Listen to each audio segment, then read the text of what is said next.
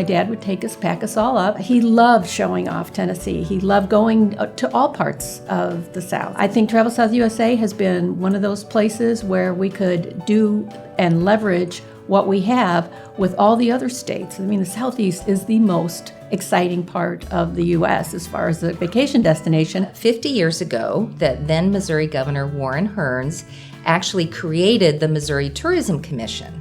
And that was the first time that there were specific state monies that went toward marketing the state. Fast forward 50 years, and we are an $11 billion industry. We employ over 285,000 people statewide in every county in the state. And we contribute over $1.3 billion to the local communities in taxes that helps Missouri's economy keep going forward. Tourism has been huge for North Carolina in the last 50 years. We've seen a tremendous change in our economy during that time, including the loss of textiles and manufacturing. These are the things that were the backbones of our economy.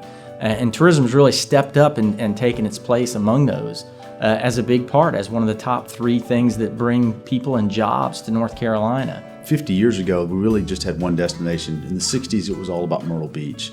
Tourism was sort of an afterthought. And over these last particularly 25 to 30 years, we've had other destinations that have blossomed into, quite frankly, international destinations. During that time, tourism has grown into an $18 billion a year industry and has become, by most measures, the largest industry in the state. Tourism is a huge component of the economic development fabric in Louisiana.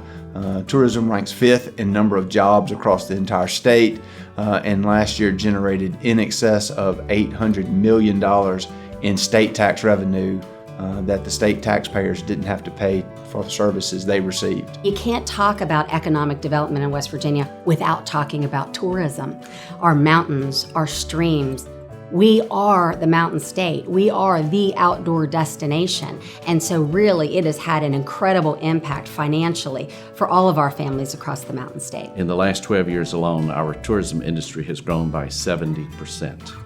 Those of us who lived in the South all of our lives, we take the phrase Southern hospitality for granted.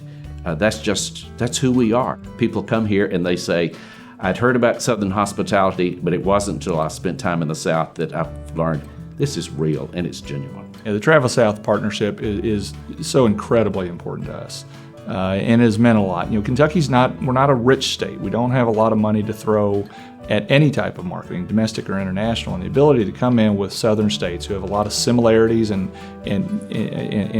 what we offer, yet with enough uniqueness to make us separate attractions, has really been a blessing. Travel South is really important to Virginia. We have a legacy that we share with our southern states and a real brethren, and we have so much in common that when people come and they think about what it is to be southern, there's a familiarity and there's an essence of relaxation and comfort and just joy, I think, that comes to mind.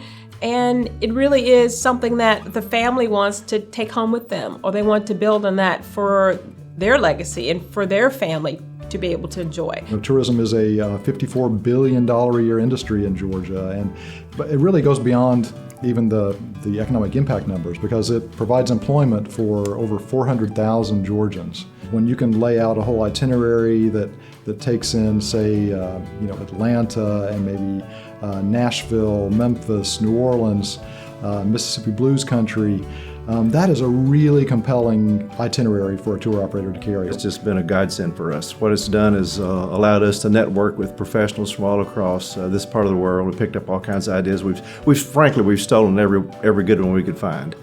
And then we've hosted Showcase several times in Arkansas. That's helped out. Then we've had the FAM tours, and we all know that if we can develop these relationships with operators and get them to bring their clients to our states, just a win-win for everybody. We don't try to compete. We try to hold each other up and be regional. I think regional is the great success for us. And communities have found that when they get a marker, they suddenly begin to get visitors, and visitors come and they want to see the marker, and they want to then go eat lunch somewhere, and then they want to know where to stay, and are there other interesting cultural things to do in their community? And if the answer is yes, then that is the phenomenon that we call tourism.